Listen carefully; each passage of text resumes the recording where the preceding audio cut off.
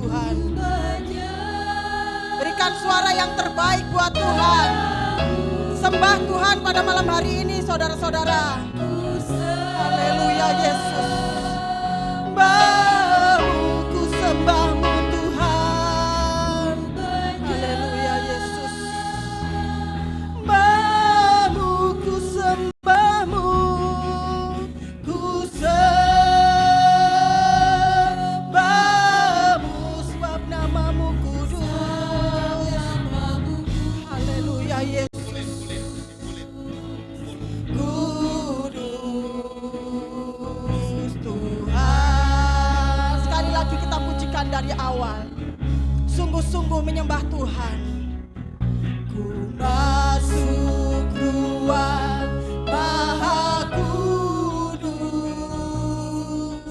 dengan darah anak domba. Ku masuk dengan hati tulus menyembah yang maha kuasa. Katakan ku menyembahmu. Haleluya Yesus. Ku sembahmu. Haleluya.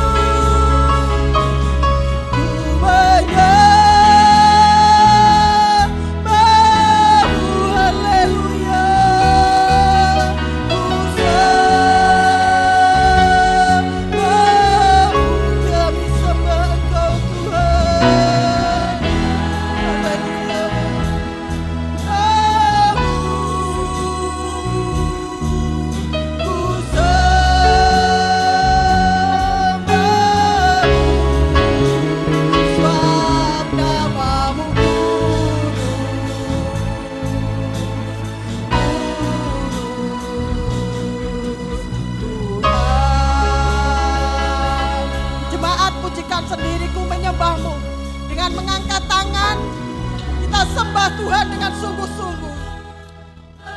Oh Jesus. Oh haleluya Yesus. Sembahmu.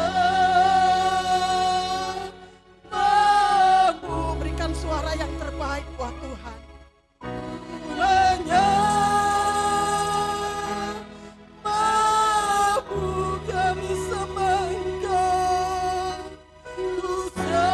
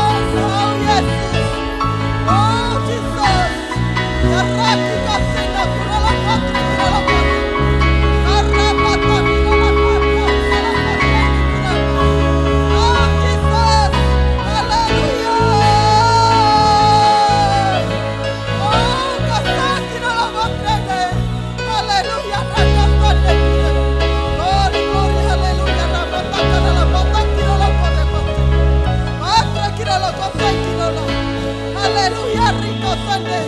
Jesus, kas kinala masa kinala kata. Oh haleluya, haleluya. Kami sembah Engkau.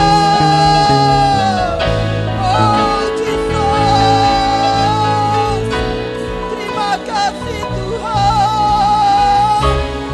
Engkau yang layak disembah. Haleluya Yesus. Haleluya kasih Tuhan. Yesus.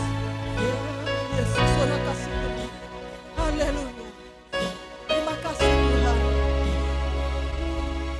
Yesus. Haleluya. Yahweh. Rafa. Angkat tangan semuanya buat Tuhan. Oh Jesus. Ya rakika sane kerabatan kirala kasan kerabatan.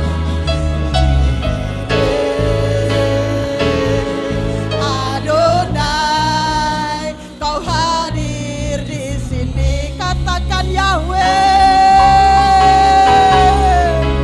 Oh haleluya. Rafa, Elohim,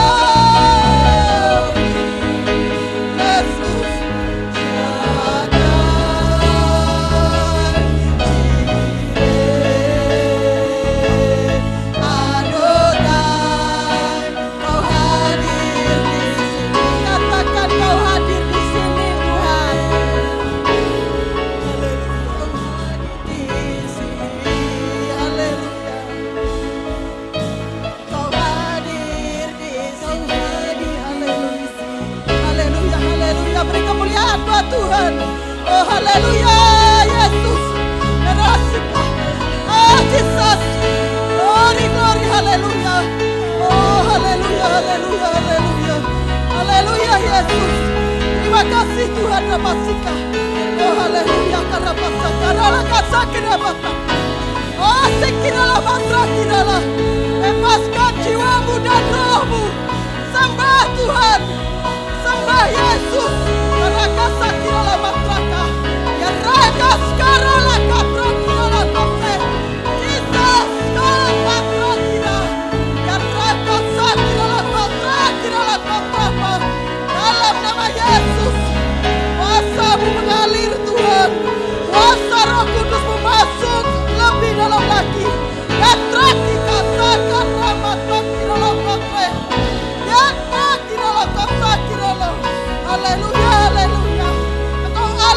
berkuasa Tuhan. Ya rasa kiralah batra kiralah kasana kiralah kote. Oh haleluya haleluya. Terima kasih Tuhan. Terima kasih Yesus. Engkau sungguh baik dan rahmat baik Tuhan. Tuhan dalam malam hari ini kami boleh benar-benar merasakan pribadi-Mu. Kami mau menerima lawatan kuasa Roh Kudus-Mu masuk lebih dalam lagi. Tuhan, kami mengakui kami manusia yang lemah. Kami sering melakukan kesalahan. Bahkan sikap perbuatan kami yang tidak baik. Kami mengakui itu semua Tuhan. Ampuni kami. Layakkan kami Tuhan, sucikan kami. Biarlah malam hari ini kami benar-benar terpuaskan. Merasakan hadirat Tuhan dalam hidup kami. Terima kasih Bapa, terima kasih Tuhan Yesus. Kami rindu Tuhan untuk mendengar suara-Mu lebih dalam lagi. Tuhan, Kau urapi hamba-Mu yang akan menyampaikan firman kebenaran-Mu Tuhan. Apa yang disampaikan hamba-Mu itu Tuhan, itu adalah kekuatan bagi kami untuk kami boleh belajar, berubah menjadi lebih baik lagi dan mengerti akan kehendak Tuhan dalam hidup kami. Terima kasih Bapa, terima kasih Tuhan Yesus. Berbicaralah Tuhan, kami siap untuk mendengarkan dan melakukan dalam hidup kami. Terima kasih Bapa, di dalam nama Tuhan Yesus Kristus kami sudah berdoa dan mengucap syukur. Haleluya, amin.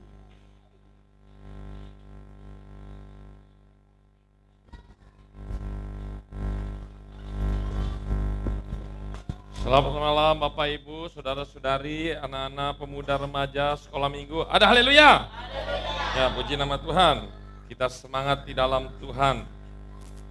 Ya, kita akan masuk di dalam firman Tuhan. Saya beri tema yaitu pelaku firman. Ulangi lagi, 1, 2, 3.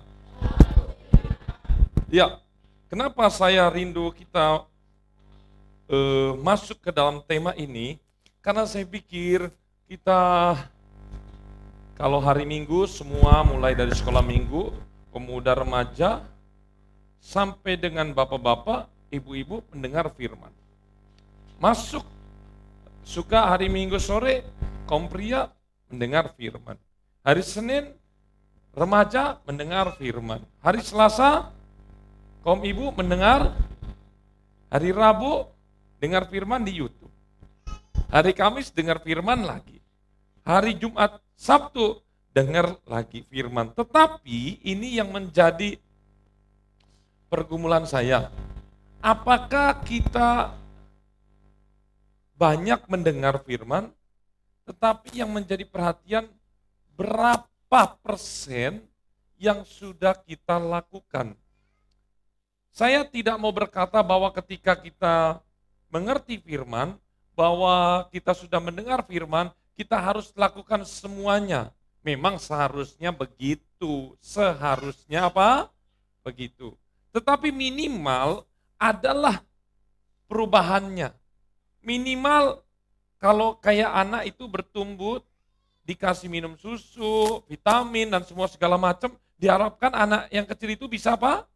Bertambah tinggi, bertambah besar. Nah inilah yang saya harapkan. Coba semuanya buka di dalam Yakobus 1 ayat yang ke-19.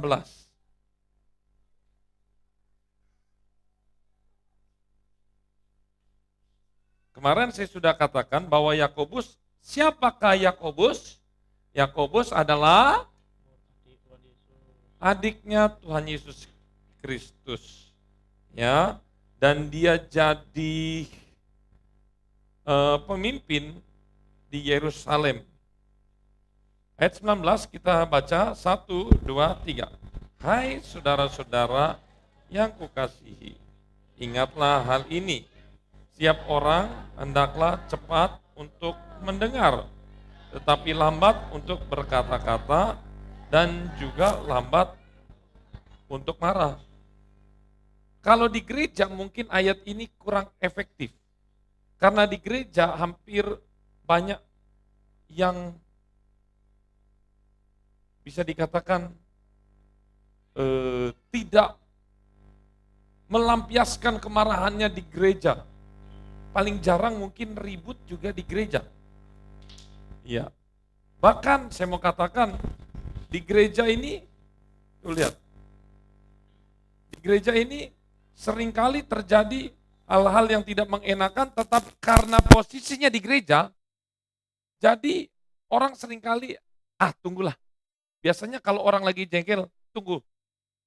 Dia bilang apa? Tunggu. Habis pulang gereja, saya sikat. Nah itu. Jadi ini kurang efektif. Ya jujur-jujuran aja lah. Firman Tuhan katakan, setiap orang hendaklah cepat untuk makanya Tuhan ciptakan tidak pernah saya temukan kuping itu apa atau di depan atau di belakang. Bapak Ibu, coba Bapak Ibu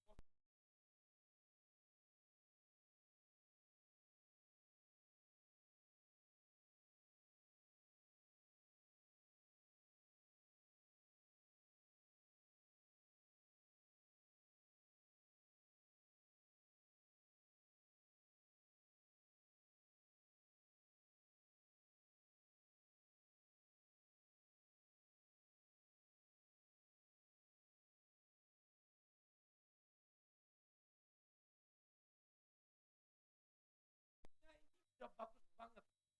Didesain oleh Tuhan, tidak repes ke belakang. Bayangin, kalau tidak ada daun telinga, kayaknya mungkin bisa orang itu nggak bisa mendengar ya. Kalau nggak ada telinganya mungkin bisa mendengar, tapi sedikit. Supaya apa telinga ini diciptakan? Supaya banyak menguping. Banyak mendengar. Apa bedanya mendengar dan menguping? Saya belum ada survei, mendengar dan menguping itu bedanya apa. Cuman menguping itu kayaknya lebih menjurus, dia itu nggak terlibat ya. Misalnya satu kelompok di sini lagi ngobrol, nguping itu dia nggak diajak ngomong sebenarnya, dia ada di sini.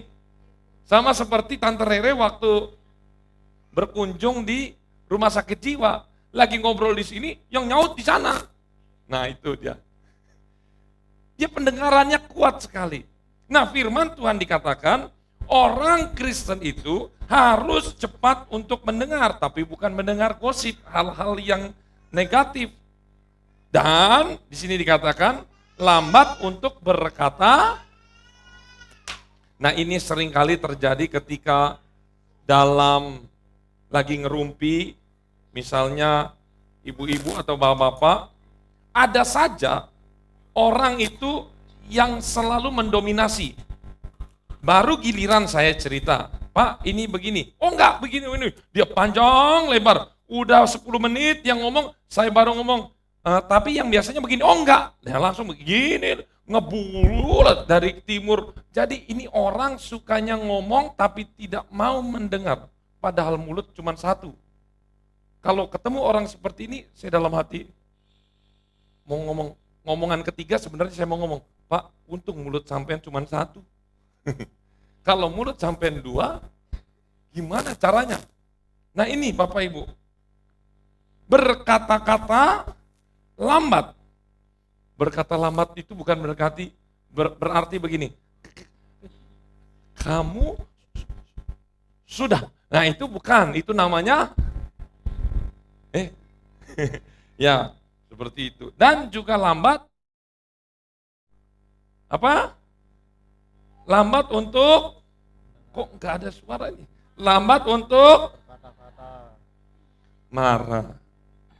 Lambat untuk, sebab di ayat 20, amarah manusia tidak mengerjakan kebenaran di hadapan Allah. Nah ini Bapak Ibu, perhatikan begini. Kalau rumah tangga,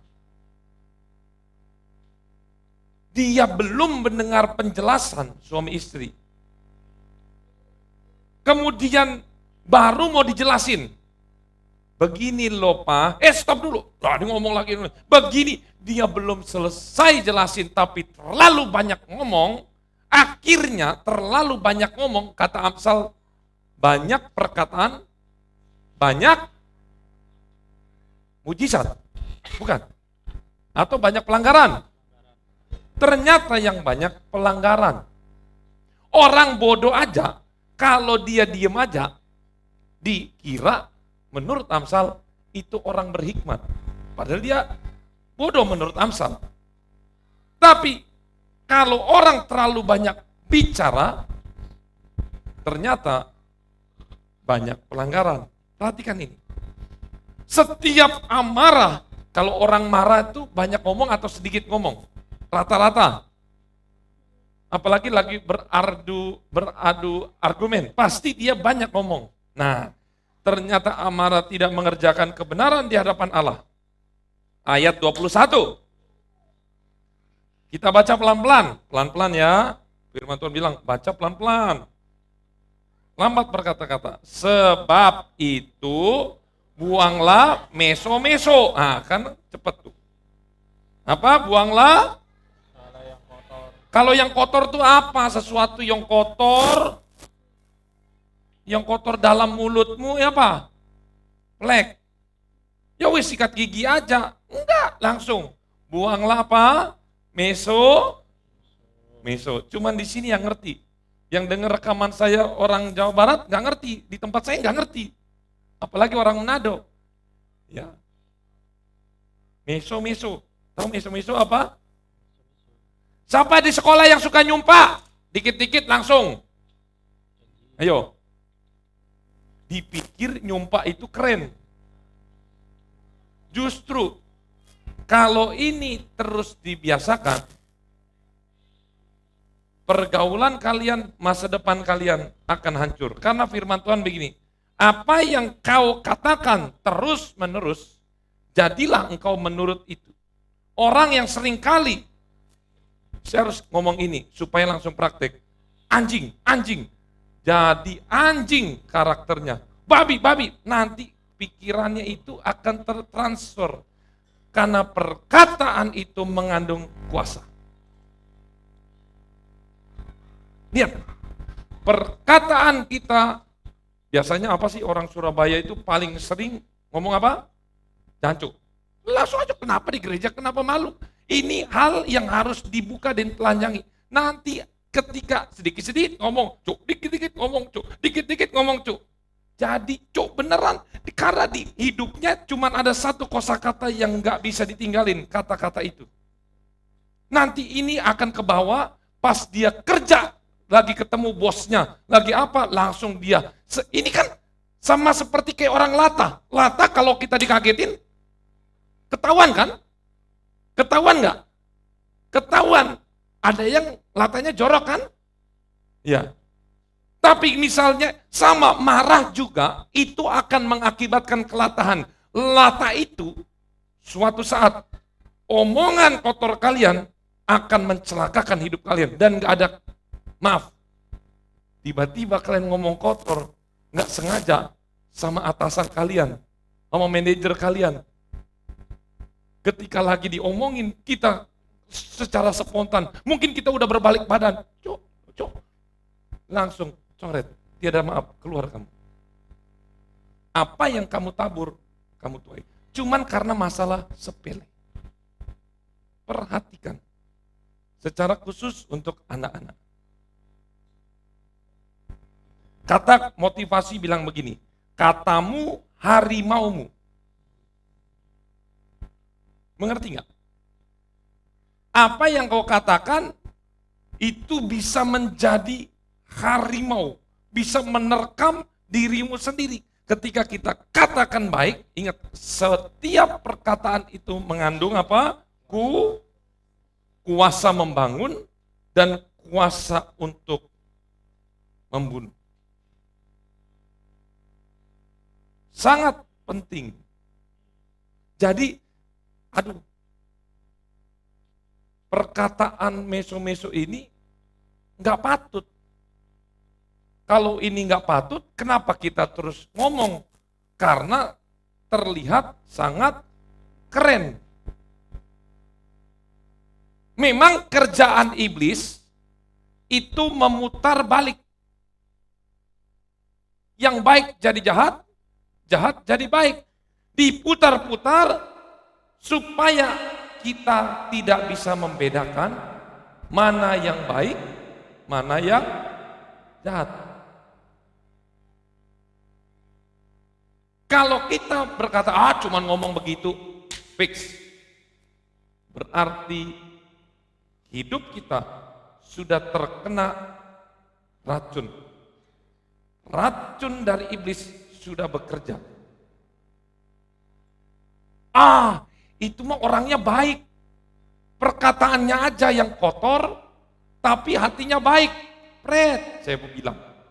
Karena ada firman Tuhan berkata, setiap apa? Ayo. Yang keluar dari mulut,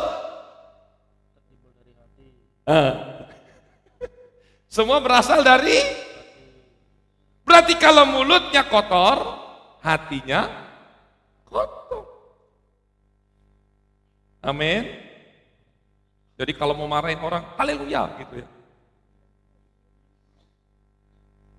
Terus, sebab itu buanglah segala sesuatu meso-meso dan kejahatan yang begitu banyak itu, dan terimalah dengan lembut firman yang tertanam dalam.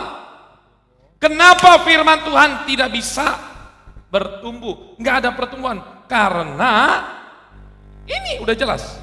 Masih ada perkataan kotor, makanya orang yang suka memperkatakan kotor, firman Tuhan nggak bisa masuk.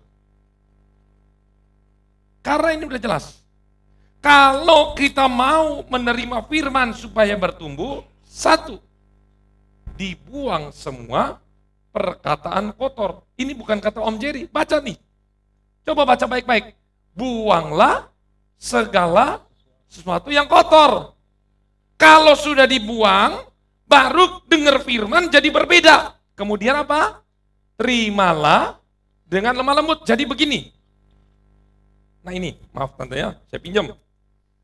Nih, misalnya ini ada hitam, belum dibuang. Ini perkataan kotor, hitam nih warnanya. Ini firman, dicampur. Maka hasilnya bening apa enggak? Ini hitam, pekat, ini perkataan kotor. Saya isi tinta, nggak ada tinta sini ya. Kemudian ini, firman, bening, saya penuhin. Maka hasilnya ini hitam atau bening? Hitam. Kenapa hitam? Karena hitamnya kan masih ada, belum di. Makanya firman Tuhan, buanglah. Kalau ini udah dibuang, semuanya. Berarti gelas ini kok diisi firman yang jernih. Maka hasilnya pinter. Jadi kalau kita ditumpuk-tumpuk, meso-mesonya iya, firmannya iya, ini namanya Kristen bonsai. Sebut lagi, 1, 2, 3, Kristen. Apa art? Bonsai itu mahal. Tapi kalau Kristen bonsai, itu, itu nggak laku. Katakan kiri kanan, jangan jadi Kristen bonsai.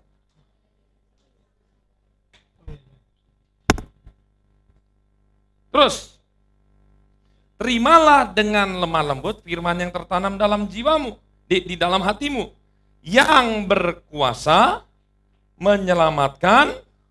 Tuh, ini hebat. Firman Tuhan itu punya katakan firman punya kuasa. Makanya kalau kita sedang dalam masalah, perkatakan jangan keluar perkataan mesome. Semangat banget kalau ngomong meso. Om, saya nggak pernah ngomong meso-meso. Iya, kamu nggak pernah ngomong, tapi jari kamu itu jahat banget. Kalau mau nih, fair-fairan. Bapak-bapak, ibu-ibu, langsung buka HP-nya bapak ibu, anak-anaknya nih, semua. Lihat situ. Ada nggak perkataan meso-meso? Potong kuping saya kalau nggak ada. Kalau nggak ada malah saya nggak usah jadi hamba Tuhan sini. Pernah ketahuan, Tante Rene betul ya? Isinya banyak nggak di grup? Wah rame. Siapa nih? Ada Tante? Sangat banyak. Semoga itu sudah bertobat sekarang. Itu baru yang dulu. Yang ketahuan. Belum yang nggak ketahuan. Chatting-chattingnya semua itu, semua penuh dengan sampah.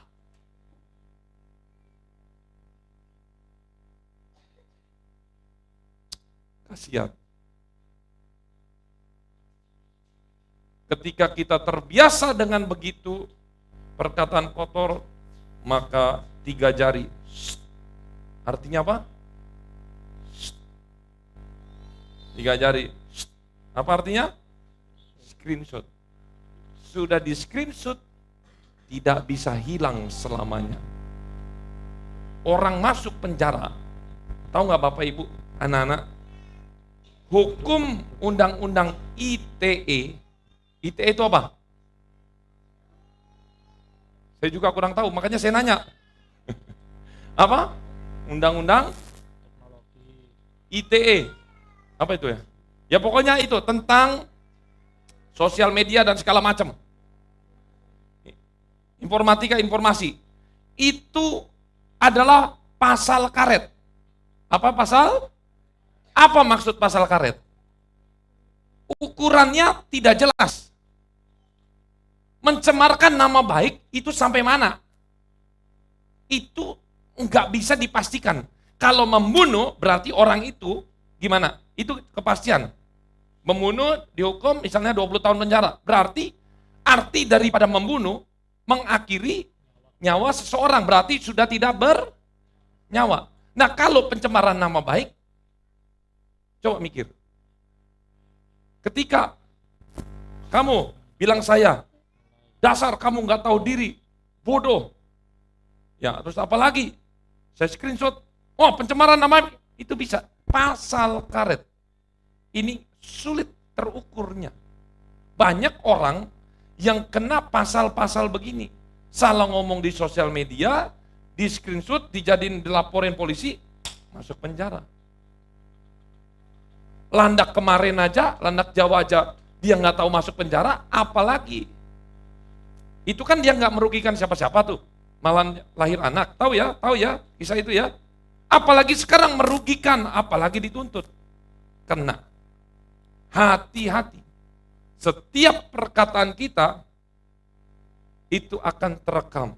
Makanya anak-anak muda jangan privat. Nomor orang tua kalian. Jadi nomor orang tua kalian nggak bisa lihat status kalian. Handphone di privat sehingga orang tua ini namanya indikasi anak-anak sudah mau berbuat kejahatan. Sesuatu yang disembunyikan, kalau om kasih sandi, tujuannya baik. Karena kalau enggak, siapa saja bisa membuka handphone om, berarti apa? Di sini ada akun, bang, ada segala macam, nanti bisa dicuri uangnya. Tujuannya jelas, disimpan supaya tidak bisa disalahgunakan oleh orang lain. Nah kalau anak-anak, duit belum punya, langsung saya ngomong nih, disimpan buat apa coba? Status orang tua, kok bisa ya? Saya juga nggak ngerti ya. Status orang tua, orang tua itu ditutupin semua. Nah ini mau ngapain? Emang bisa WA ditutupin? Hah? WA atau Facebook atau Instagram? Anak-anak, kok jadi sunyi? Bisa nggak WA ditutup statusnya? Nah, kalau tidak buka malam ini, kalian tidak menjadi pelaku firman. Kalau orang tua kalian tidak tahu password kalian handphone, kalian tidak menjadi pelaku. Itu indikasi kejahatan. Kalau orang tua mau buka aja, itu sudah kejahatan. Karena apa? Yang disembunyikan apa sih? Privasinya itu apa? Anak kecil itu apa? Uang, rekening, goono, apa? Chat. Itulah kejahatan.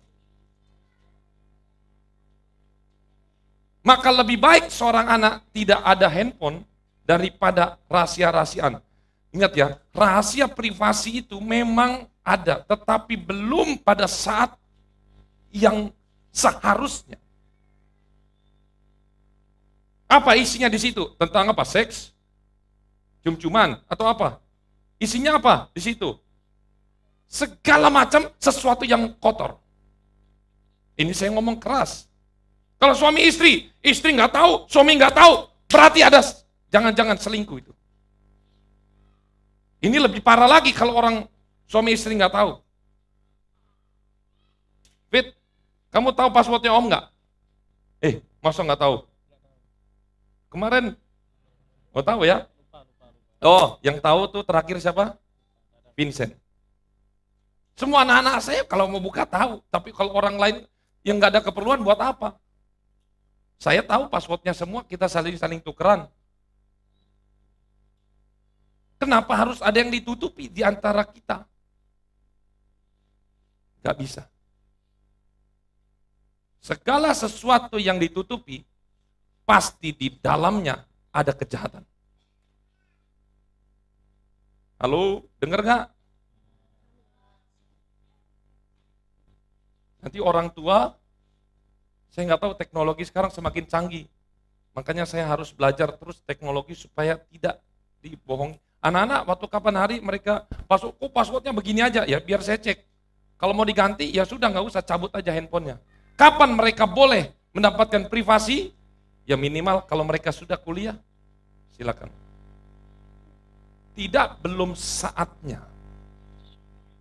Ingat, kejahatan itu jangan-jangan penuh di handphone.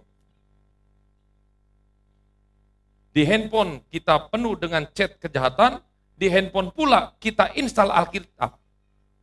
Install apa? Jadi di gereja habis berbuat baik, pulang dia berbuat jahat. Dengan apa? Ayat 22 yang terakhir. Semoga ini bisa dilanjutkan lagi. Nggak keras kan firman Tuhan saya? Katanya seneng katanya. Siapa tuh ya, bapak-bapak ya, pada bilang, seneng kalau bisa kayak Om Daud.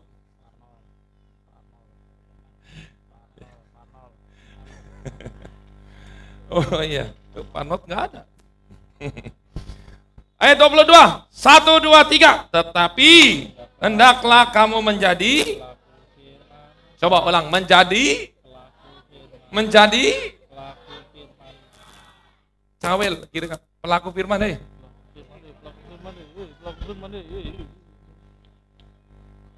Dan bukan hanya, sebab jika tidak demikian, kamu pembohong. Kamu apa? Pembohong, kamu tukang bohong.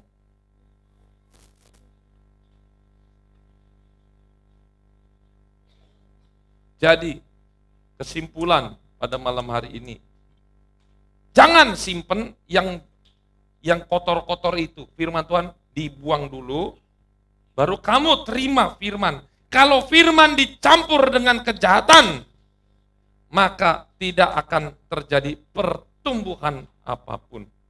Makanya kalau doa nggak pernah nangis. Makanya kalau doa ngantuk.